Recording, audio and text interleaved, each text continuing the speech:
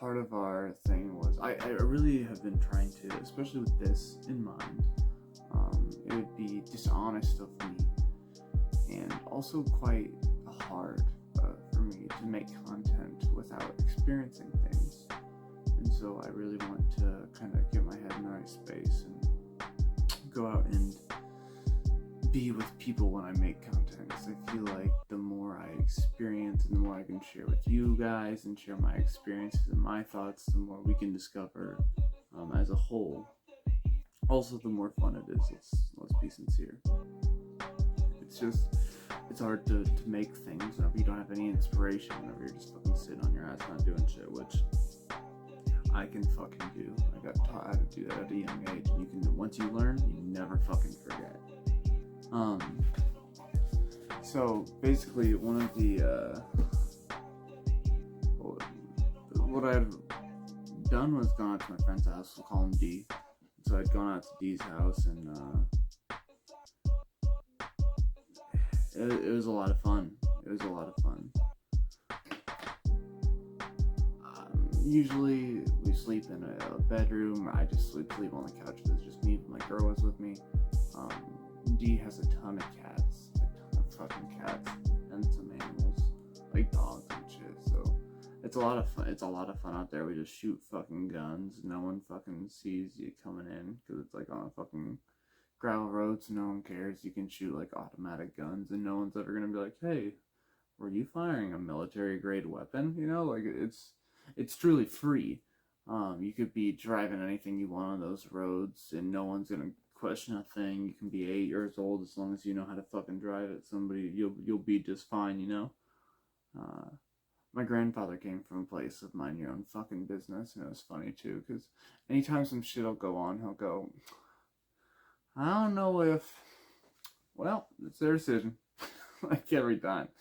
He'll be like, I don't know if they should have, and it's oftentimes he'll say that about like a little kid doing something, but he was from the thing where it was like, well, you drop out when you're 6 years old.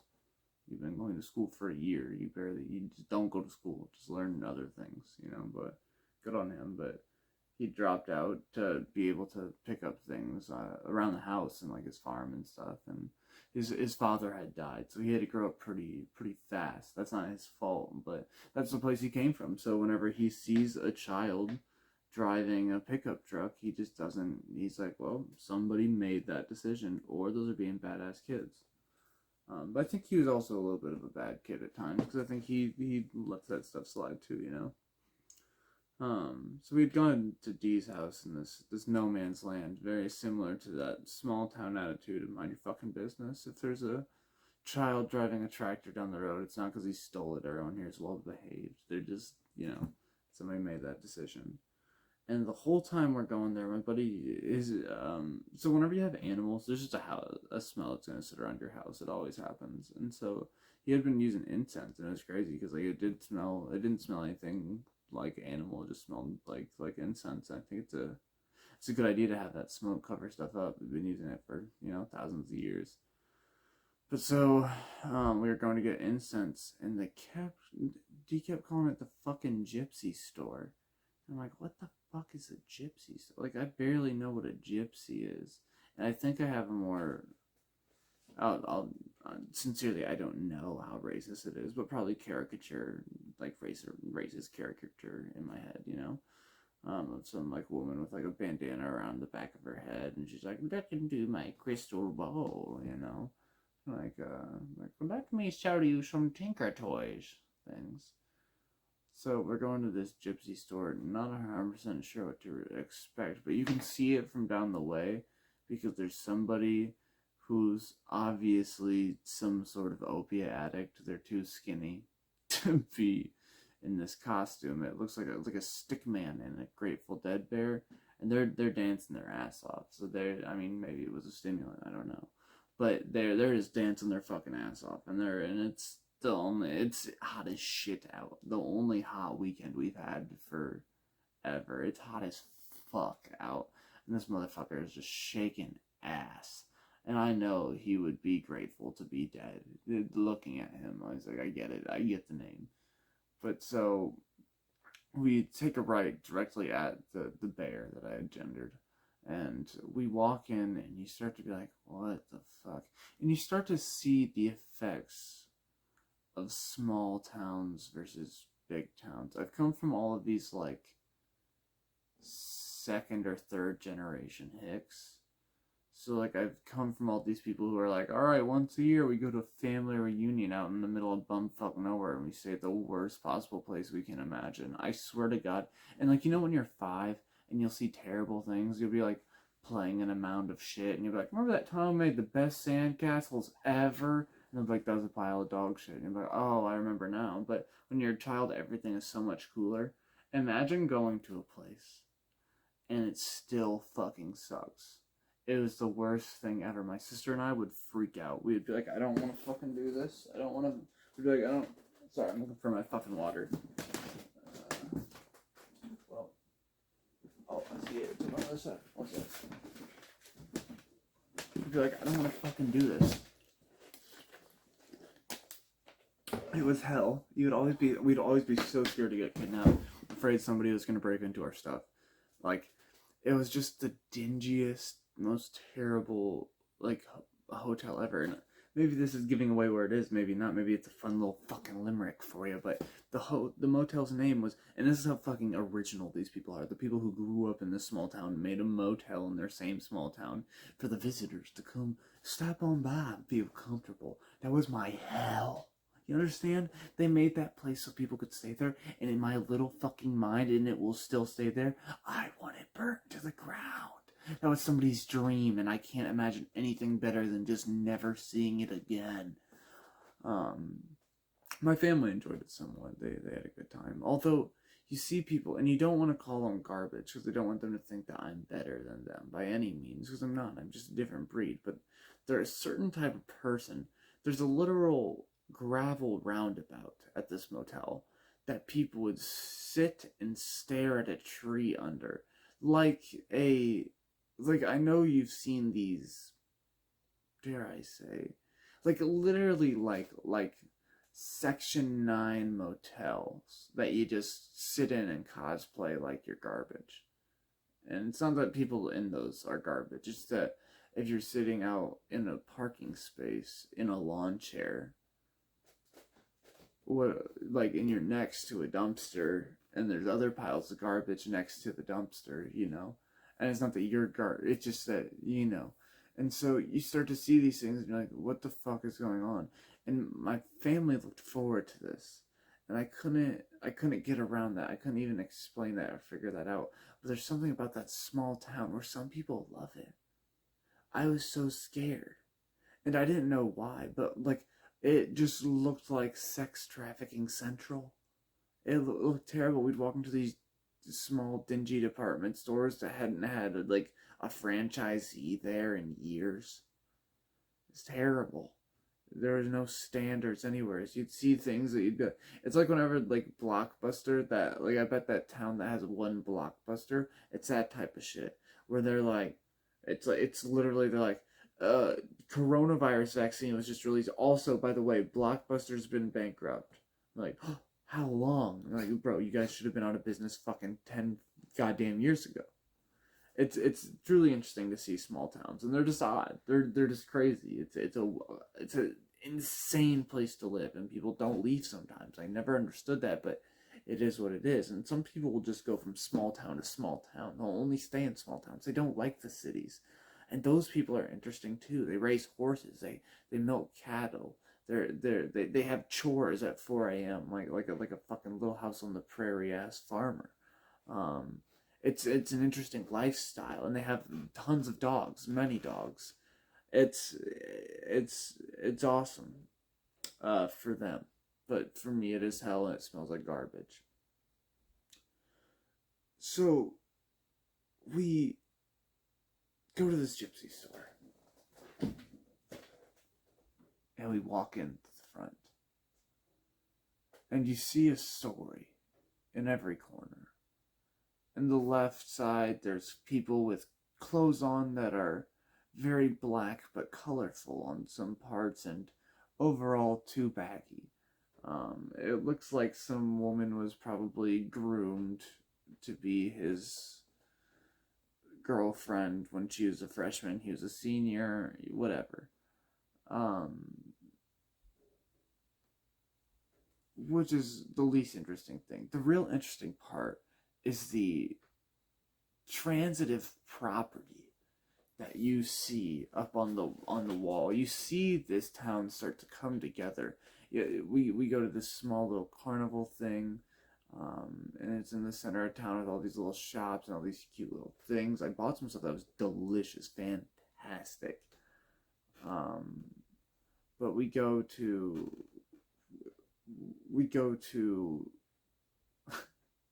this shop, and on the wall, on this bulletin board, you see a Narcotics Anonymous poster with 3 or 4 things ripped out, which it's really interesting to see a Narcotics Anonymous poster because that means they've already accepted that alcohol isn't enough for you fucks.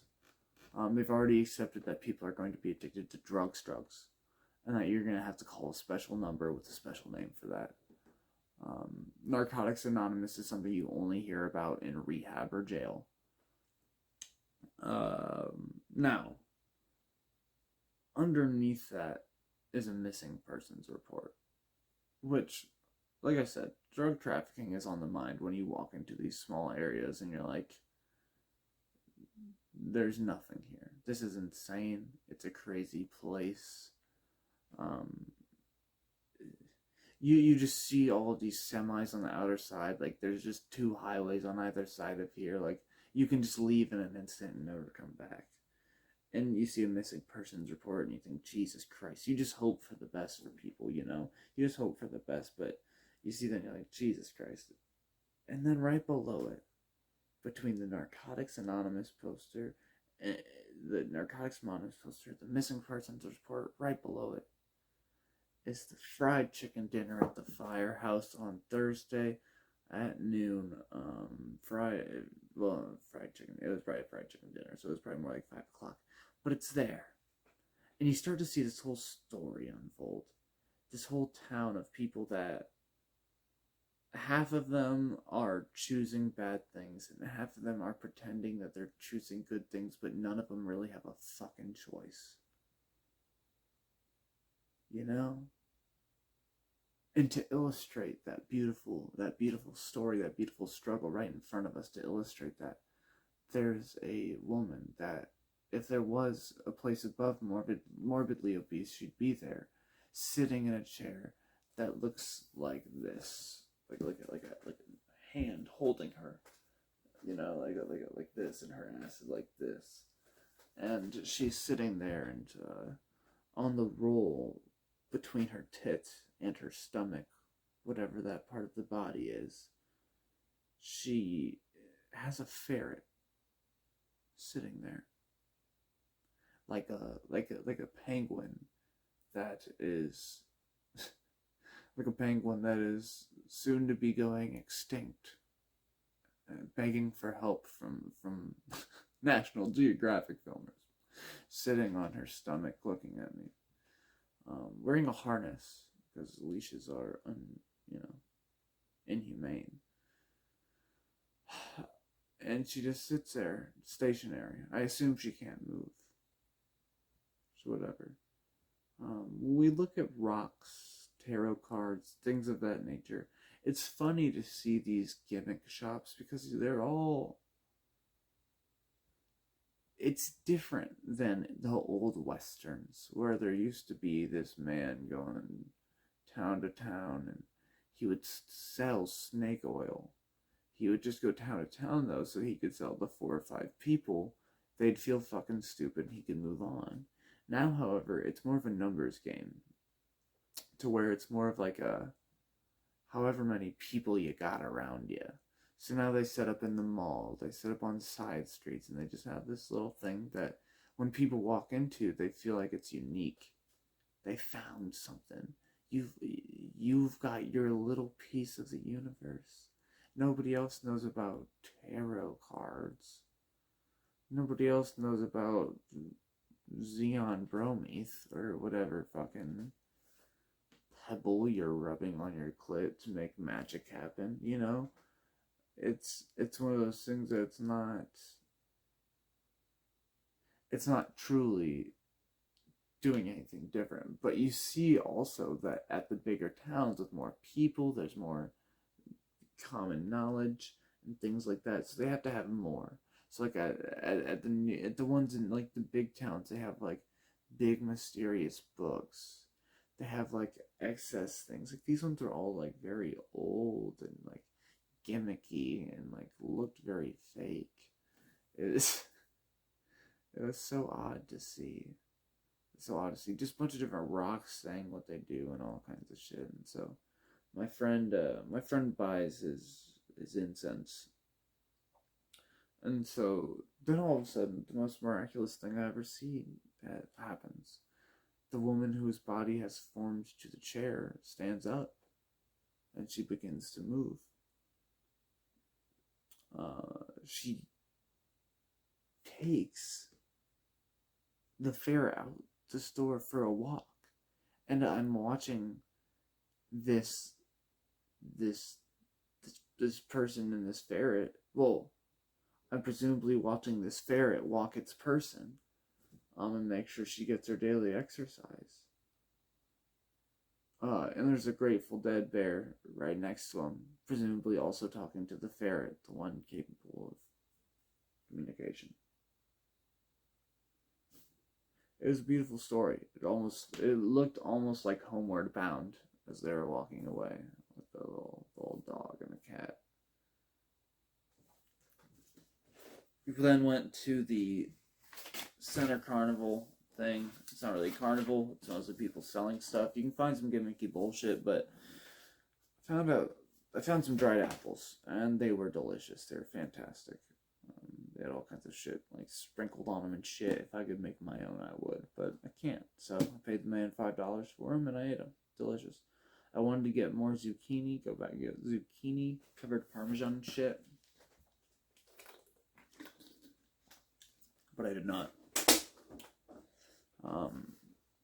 It's a shame, but it is what it is. In other news, a lot of fun stuff happened. For example, Steve from Blue's Clues, he came back this week to ask for more money to buy cocaine. There's a lot of rumors that he didn't leave the show for drugs. Wrong-o. False. He is trying to buy more drugs. Look at that man in his eyes. Does he look healthy? Does that even look like the same Steve? They go, yeah, Steve left the show because he was balding. Steve was balding because he was picking out each and every follicle, counting it on crystal meth. Whatever. Sincerely though, they didn't. I gotta respect Steve for getting a bag, you know. He did come back to the show. It is funny that Nickelodeon had to dig back 20 years to find somebody who didn't fuck their co-star, and the only reason they picked Steve is because his co-star's cry for help is a bark. And I mean, Blue's probably dead, right? Canonically, right? Can they bring Blue back? Or is it a different dog? Is it Blue Junior Jr.? You're like, listen, dogs don't live very long, so yes, this is a grandson. we missed the generation of Blue's Clues. He lived hard. Blue's Clues' son lived bad. He rose to fame quickly, fell out of it. He had this child, but now his grandson carries the torch. It's a beautiful story. Good luck, Steve. I hope you find some warmth in this world. That even after you did everything, it is funny to see him come back and be like, howdy, kids. We've done a lot of things since I've last been here. And it's like, it's like, but like, we all thought you did cocaine. Like, are we not going to address that? That's like your crazy fucking aunt that goes to jail sometimes. She goes to jail and she comes back and she's like, found the Lord. And like, that's cool. I respect that. We can talk about Jesus in a minute. Did you do cocaine off a hooker's ass, Steve? I'm not asking if you left because you were balding or if you left for drug use, I'm asking, did you do cocaine off a hooker's ass, Steve? Is it? Um, we know the answer, Steve, but it is funny to see nostalgia stir up so much in people. And it is funny too, the video almost didn't do it to me, like give me much nostalgia, but I almost feel like it's not necessarily just a nostalgia. I feel like a few people had that reaction. I feel like I had that reaction a little bit. I feel like a lot of people have that reaction after seeing other people have that reaction. It feels like a group thing. It feels better because everyone knows about it, but it doesn't. I don't know if it really helps. I think social media is interesting too because we're starting to see the first generation that like had these things. These things are starting to go away and they're starting to die. And instead of just forgetting about SpongeBob whenever you turn 17, he's become a meme forever. And now like we're watching SpongeBob get canceled or become camp whatever, and it sucks ass. It's just very odd to see that like social media commemorate that and then remember that every day, even though it kind of fucking like no one wants to fucking remember that, you know?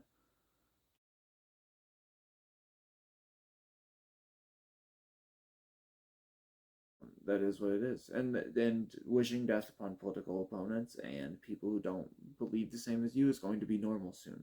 And that's where we'll never be able to come back from. And it is sad. Um, Now back to talking about Steve fucking the blue dog. Oh, this was another fun. So we'd also gone to a bar. Very interesting. Very interesting. So not super. It's a small town, and the bar looked like what you thought it was. It was a sports bar with like 80 TVs and like one pool table. Not many people were there at that time, but we were having some drinks, and we were having they were having some drinks. I was having some food. The bar was interesting. The food was all right. And we sat at a high table, so it was like kind of restauranty. It wasn't like just barish. But bars have always really been interesting because I don't think anyone truly wants to be there. I also think that the people who open the bars have a severe misunderstanding. So I think people open up bars and they open up places where people can drink with the idea of, I want people who are just like me. I want people who want to get drunk after having a hard day's work and want to relax and hang out. But what oftentimes ends up happening is you have these haggard old Irishmen who are just drunk as fuck hanging out at your bar that are just like fucking unable to drive and they have to legally ride bikes, which they're not even legally allowed to do because they're usually drunk.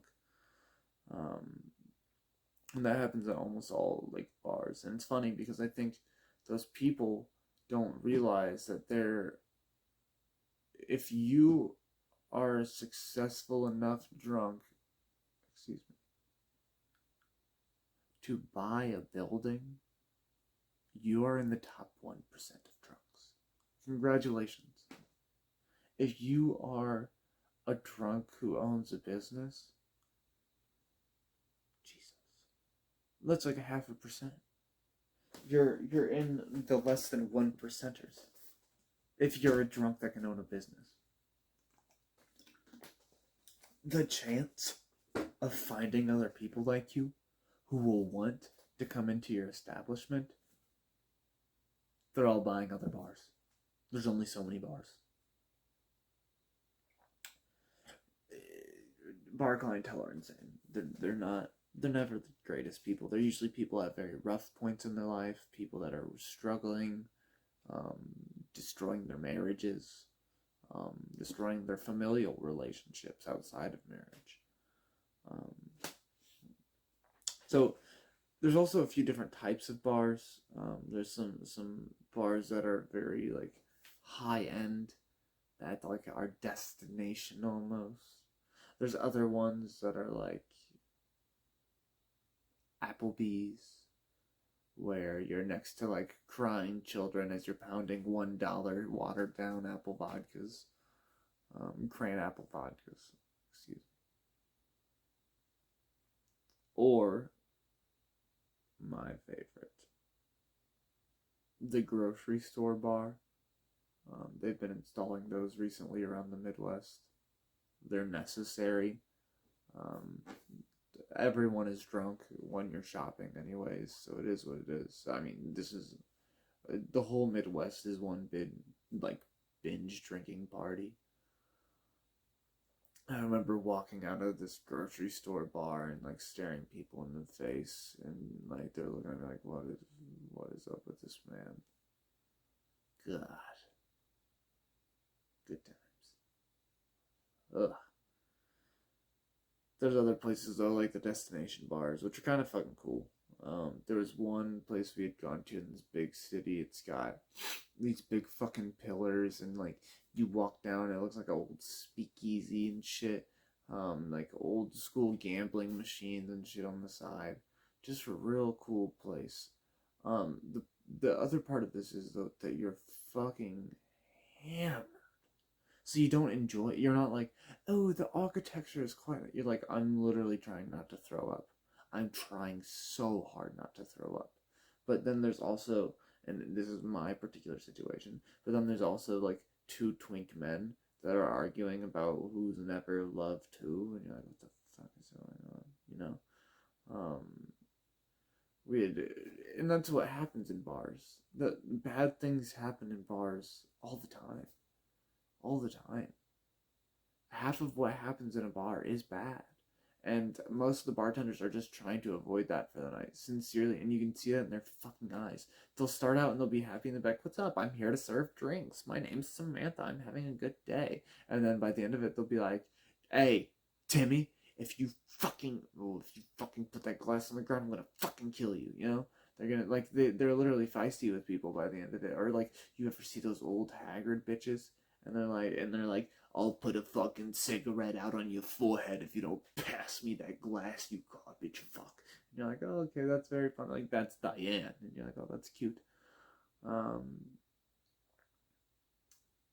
Yeah, a lot of different places, but they all have those same kinds of vibes. There's always one guy that's like rich, so he feels like he can be pervy because he feels like he's blessing these women. He feels like they are blessed to be in his presence, even though he has the appearance of fantastic Mr. Fox. Um,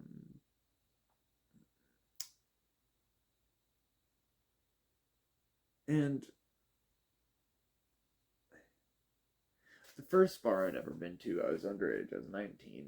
We were serving food at a place, and there was a bar inside. No one was really asking your age, so I traded them some food. They gave me some drinks. I had a few drinks. There was a live concert. Us working technically, and it was fantastic. It was the most wonderful time I've had in a long time. Like, at least as far as drinking and doing stuff. Should I have been doing that? Probably not. But it was. I was young and I was dumb, and I was just trying to get through the day. I didn't really enjoy my life then, and so but I did enjoy that day. That was a wonderful day, and I remember being like, I feel like I'm kind of drunk, but it just was what it was. You enjoyed yourself. Um, there's also there's also bars that are like in restaurants, which are just terrible. Any bar in a restaurant, like one, as soon as you put a bar in a restaurant, the bathrooms are atrocious. They are unable to be used. They will have any bodily fluid. There will be blood. There will be blood. And it will be all over. And you'll think to yourself, how could a person lose this much blood? And you won't know. And that's just because you have a bar in the same building as that bathroom. I swear to God. Otherwise, it's just a pizza place. Otherwise, there's no blood. Otherwise, no CSI. Um, but that's the problem with a bar, is that you have to have a bar in a restaurant like that because there's never the right fucking food at a bar. There's never enough meat. Sometimes you'll get lucky and you'll find egg rolls. Those are perfect for fucking drinking food. Those are perfect. Egg rolls are just where it's at. It's what you need. Um, but otherwise, you'll find shit that's like we got a pretzel, and you're like, I'm literally gonna die. You're literally like, pretzels aren't bad, no, but like, how is that gonna? You can't get filled up on a pretzel. What the fuck? they have like bags of chips. I remember I went to a bar, I ate 2 bags of Lay's and a bag of Cheetos, and I was like, get me some food or I will scream. You know? They'll always have some, or if you're lucky, they'll have some fucking shitty reheatable pizza in the back. You're just like, just slowly, and it makes like shitty pizza. At those places, though, exclusively and always, the best pizza will always be a hamburger pizza. I don't know if the spices are easy to copy or what, but it's concurrent through everything I've ever experienced. Yeah.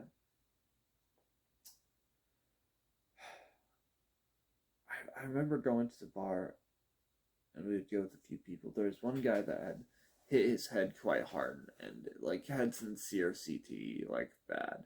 And he would always like, he would do things that you're like, this is something.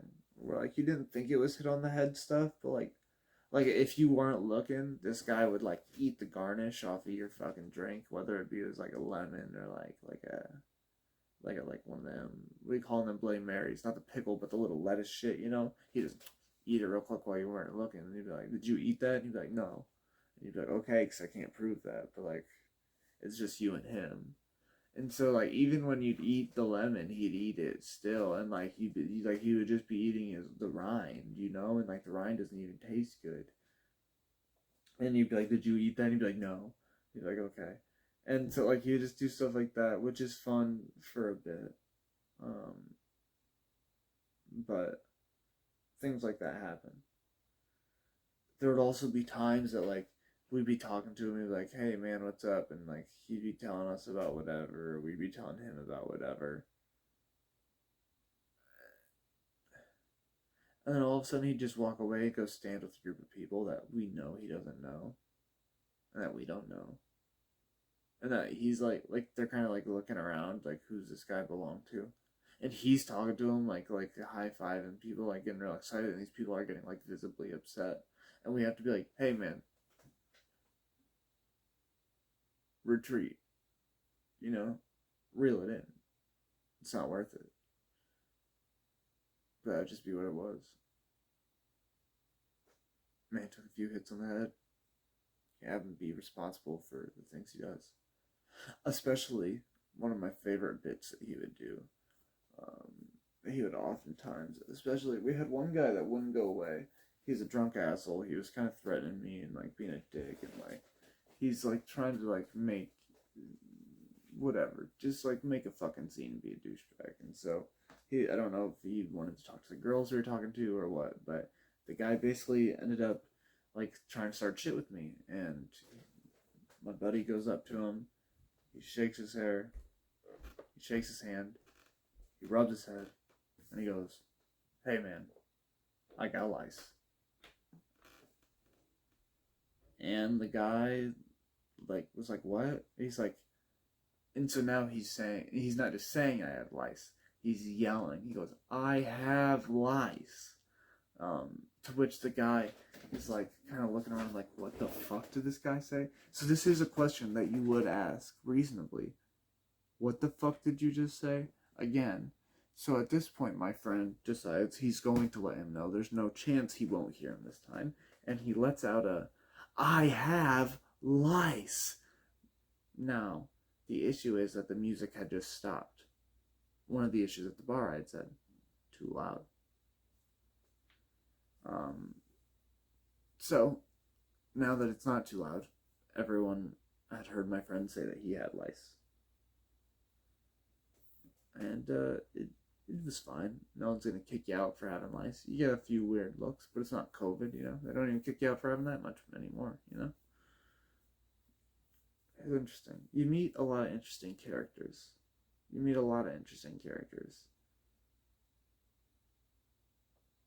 I met one guy. We'd hang out with people, and like all you care about at a bar is like getting laid and smoking cigarettes. I don't know what else I really cared about or like worried about. Or doing more shots and then being like, how will I get home? Worrying if I'm rapeable enough for an Uber driver. You know, things like that. Fun things, situations you don't normally get yourself into. And I remember my one friend, we're talking to these girls, and he just starts talking about his childhood. And we're having a good time. He's laughing about stories about his friend and about his mom. He's like, oh, my mom's a bitch. And we're ha, laughing. And then he starts telling this graphic story in detail about how his mother fucked some man in a red sweater on his floor. And he starts, like, imitating himself as a child, begging for help. And these women who were just very previously, like, not going to, like, fuck us or anything by any means, but, like, at least into us, thought we were cute, thought we were fun, are looking terrified. Like, they're looking like, what the fuck just happened? Why is he talking about being a scared child and, like, imitating a scared child? And he's laughing. So he's laughing at. And to me, maybe I'm autistic, because to me, because to them, what's happening is that this man is describing a fucked up situation where a kid watches two people have sex, and they're concerned, one, about his internet search history, two, about what he does in the daytime, and three, if they're allowed to leave. And so I know that he's talking from his own perspective, and I know that he's talking about this shit, and that he's just kind of sharing it because he thinks it's funny to share fucked up stories like that when you're fucked up, because he doesn't know how else to deal with it. And it was just so funny to see these women be like, so what do you guys do? And then he's like, I saw this man walk into my room, and it's like, oh, I don't know, this is it. Just no fucking, that's just so fucking real. Why would you do that? Oh, God. And, like, them to be like, because then it's immediately afterwards, like, she don't want, that girl's a bitch. She don't want to fuck us. And I'm like, yeah, I don't get it. I don't know. Because I could see these women are fading. They're like, I'm going to kill myself out of it. I'm going to see how many Valium I can take without killing myself. They're like, oh, well, I was going to let this man fuck me, and he's talking about what? Just fun things like that. I had one thing I wanted to reflect on. Most recently, most of you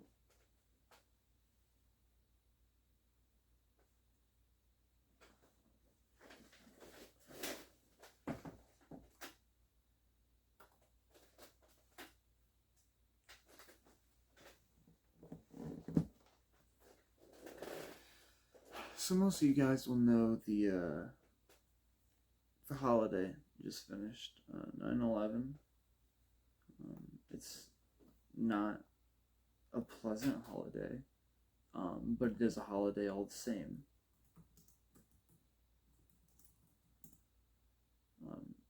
If you argue it's not, nobody has Labor Day stickers on the back of their truck, This is a day marked by many things, and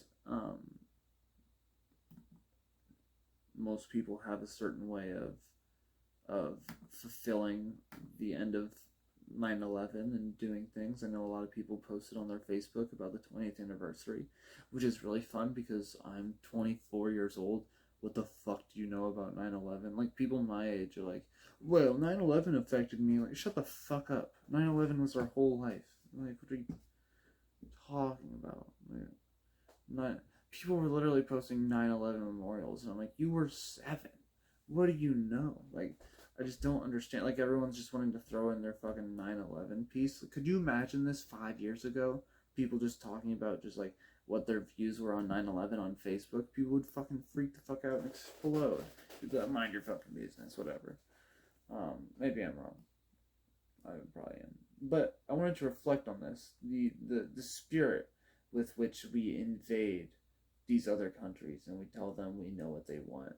This is a song by Toby Keith called the Taliban song.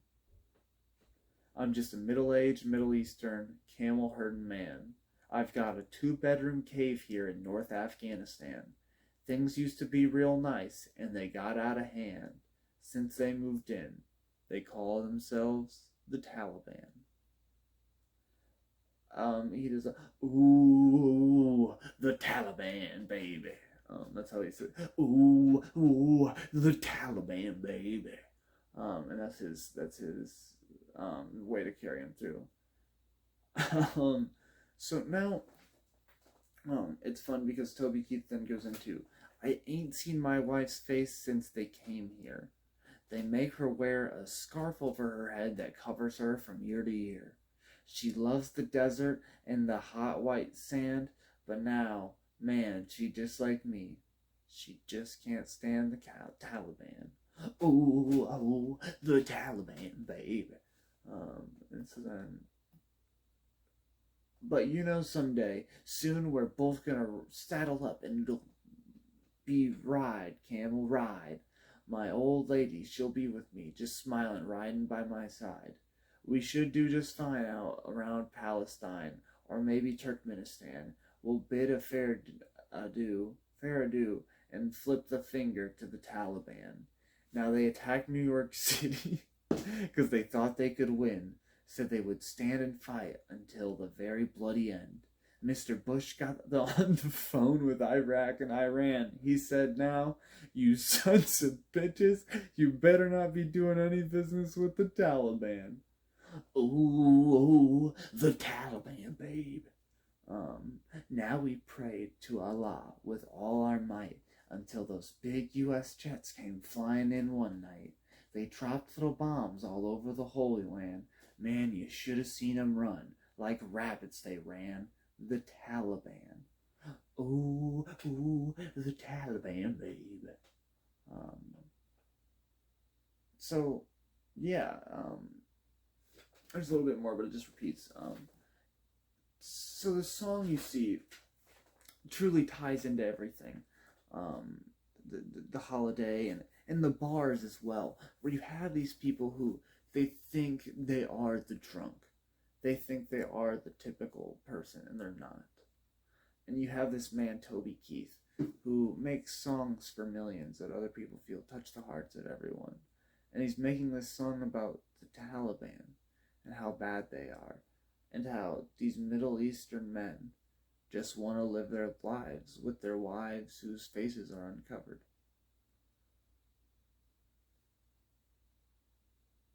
The man whose wife's face is uncovered, and he's riding with her to Palestine, doesn't exist. Because they're the same man. We did a little Dr. Doolittle. No, Dr. Doolittle. The motherfucker get fat and then skinny? Whatever. We did a switcheroo here.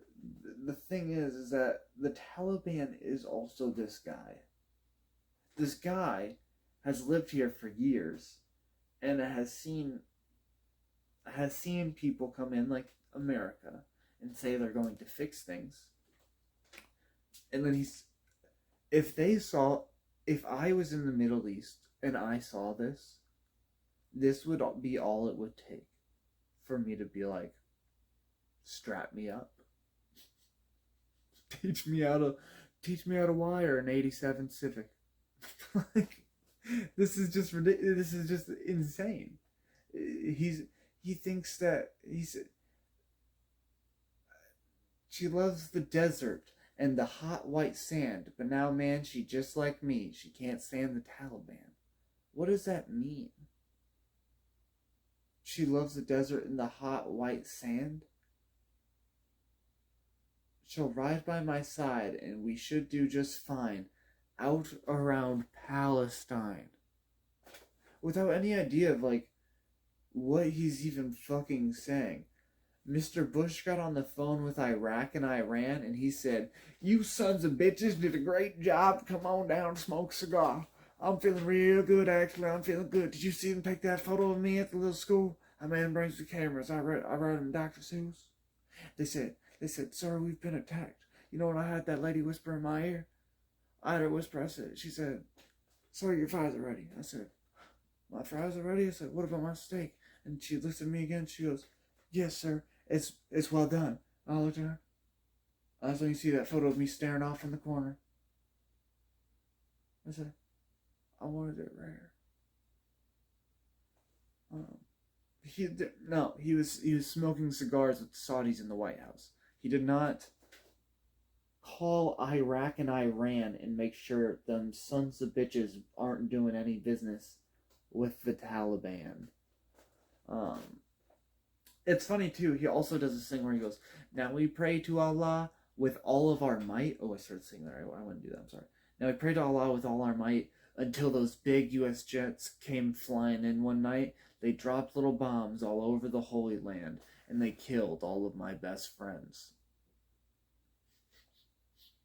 Man, you should have seen them run. Run like rabbits, they ran. And that's it. It's because it says the Taliban after that. No.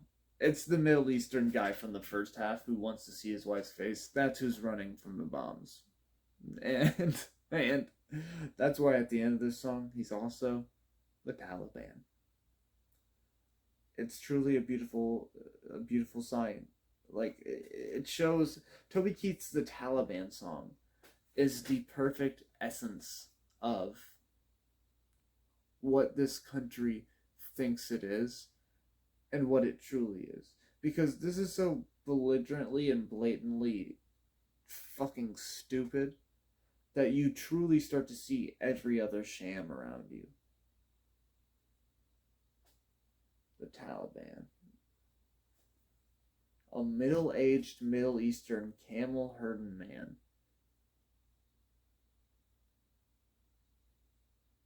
What the fuck? Like, it's not even that he's implying that they hurt. It's just that he knows nothing about these people. He knows nothing about these people. And he was like, you know what? I'm gonna sit down and write me a Taliban song. I've been thinking, Taliban, you know what Taliban is? Taliban is sad. So I'm gonna write me a song about Taliban, make it less sad. Make it less sad. 2003, beautiful. Well, Toby Keith, thank you for that beautiful, uplifting song to really keep us going in times like these. You look like David Foster Wallace in the video. If you find that video, that's the right one. I implore you to look up the Taliban song. It's really beautiful, and I think it encompasses everything in this whole world. The 1% of people doing things just to take things from the other people, and it's not necessarily because they want to all the time. It's because sometimes it's how it looks. You know, sometimes people will just have CTE and they'll just be in a group of people, and you're gonna have to probably call the police. You know, it's sometimes you're outside of a gypsy store and you're not sure if the Grateful Dead bear is ODing.